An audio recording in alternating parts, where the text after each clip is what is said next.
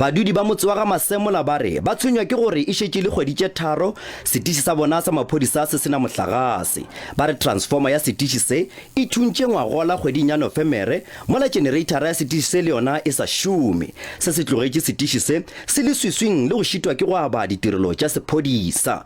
Bagolegwa le bona ba išitšwe dikgolegong tša kgauswi ka ge dikgolego tša bona di amilwe ke mohlagase. Badudi ba re setešeng se se a tswalelwa bošego fao ba šitwago ke go bega melato gape le mogala wa sona wa tšhoganetšo ga o šome.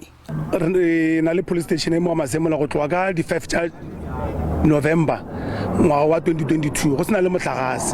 Setešeng se se hlankela metse ya go feta lesome. Badudi ba re ba šetše ba begile bothata bjo go maphodisa maemong a profense. Nna ka bo nna ke phone di general a tebe ga ntšintšintši ba mpotša gore ntwe e controller nationally. I'm still going to national to talk about it, but I got very respond till ke tlo mo founela gape. Maphodisa a re ba ile go thwala moaba ditirelo go lokiša bothata bja mohlagase mo setešeng se. Ba re moabi yo wa ditirelo o letetše go ruma ka mošomo wa gage pele ga ge kgwedi ya Aprele e ya swiswing. As a province, we escalated the matter to the office of the divisional commissioner in Pretoria because it's above the delegation of the province. But as a province, we fixed the standby generator, which must supply the electricity in the meantime.